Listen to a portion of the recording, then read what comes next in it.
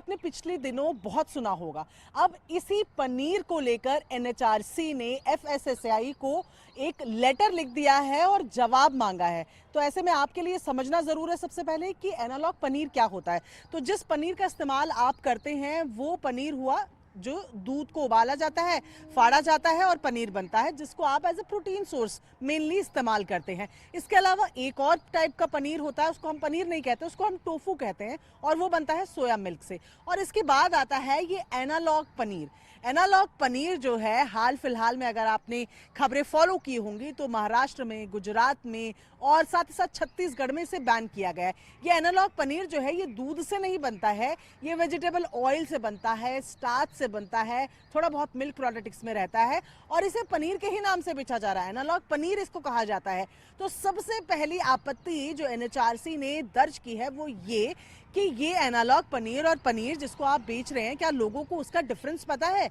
आपने दो ही चीजें एक टेबल पे रख दी हैं और लोगों को अगर आप पनीर के नाम पे एनालॉग पनीर बेच रहे हो तो क्या उनको मालूम है कि क्या सोच के वो पनीर को ले रहे हैं? क्या उन्हें मालूम है कि ये एनालॉग पनीर कैसे बनता है, इसमें क्या क्या प्रोडक्ट हैं, क्या इसकी लेबलिंग की जाती है? एनएचआरसी ने साफ तौर पर इस पूरे मामले को, एनालॉग पनीर के मामले को खाद्य सुरक्षा से जुड़ा हुआ स्वास्थ्य का अधिकार बताते हुए जो 2 हफ्ते के अंदर एफएसएआई से और साथ ही साथ तमाम राज्यों के जो मुख्य सचिव है, चाहे राज्य हो चाहे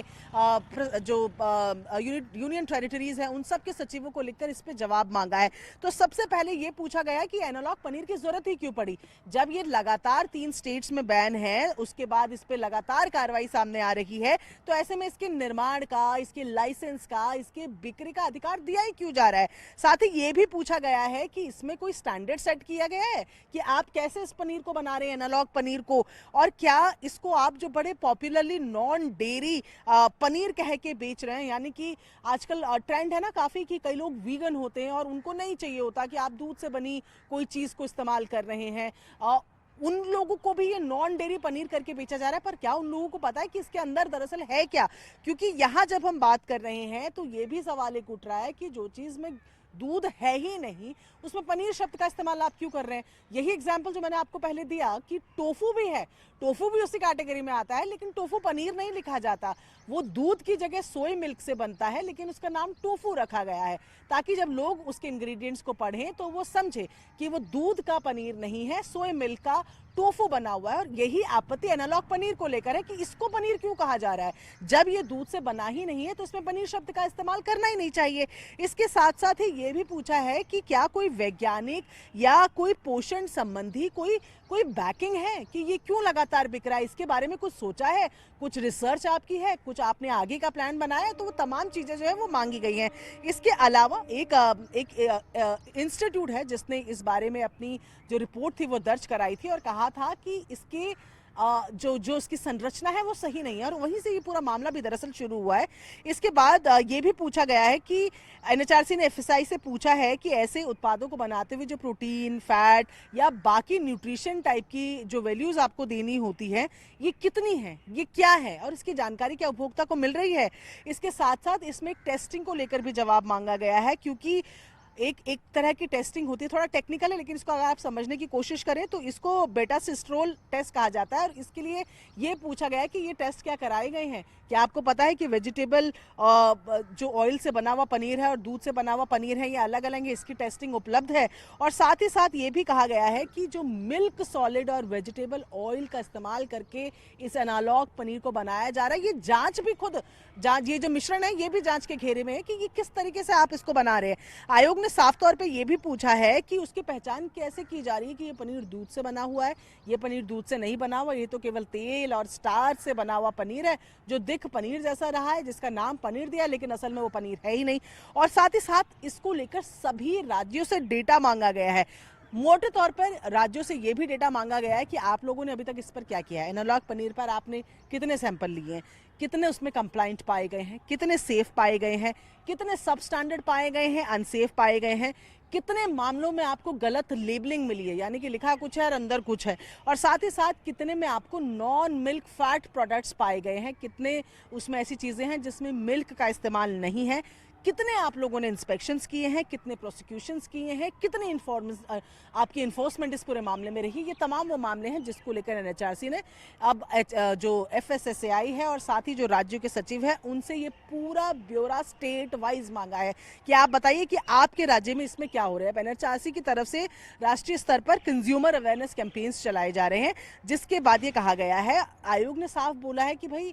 किसी चीज़ पर आप एनालॉग पनीर लिख देंगे तो उससे ये सुनिश्चित नहीं हो जाता है कि जो उपभोक्ता उसको खरीद रहा है कि उसको पता है इसकी संरचना क्या है, इसमें क्या मिलाया गया है, इसमें क्या क्या है। ये आपको डिटेल क्या आप दे रहे हैं, क्या आप लोगों को बता रहे हैं, आप लेबलिंग कर रहे हैं, क्या लोगों को पता चल रहा है कि जो आप बेच रहे हैं वो पनीर नहीं है, वो तो किसी और ही चीज़ से बना हुआ है, जो चीज़ दूध से बनी नहीं है उसको आप पनीर क्यों बोल रहे हैं। ये तमाम चीज़ें हैं जो आयोग ने उठाई है और इस पूरे मामले को लेकर 2 हफ्ते के अंदर जवाब देने को कहा गया है। अब आप समझिए कि जो एनालॉग पनीर की हम बात करें, इसमें होता क्या है, इसमें वेजिटेबल ऑयल होते हैं, वेजिटेबल फैट होगा, वनस्पति तेल वगैरह जो इस्तेमाल किया जाता है, स्टार्च होता है, स्टार्च को आप अच्छे से जानते हैं, वो जो चावल की मान में होता है, वो जो आलू की छिलको, आलू में जो होता है स्टार्च होता है, मिल्क सॉलिड या स्किम्ड मिल्क पाउडर का इस्तेमाल किया जा रहा है और प्लांट प्रोटीन ये कहा जा रहा है, साथ ही साथ स्टेबलाइजर्स का इस्तेमाल किया जाता है और ज़रूरत के मुताबिक आप फ्लेवरिंग एजेंट्स उसमें डाल रहे हैं। अब ये एक ऐसा पनीर आपने बनाया है जिसमें दूध का इस्तेमाल नहीं हो रहा, तो पूरा और इस पूरे मुद्दे को लेकर सबसे बड़ा सवाल यही है, तो ये पनीर कैसे है,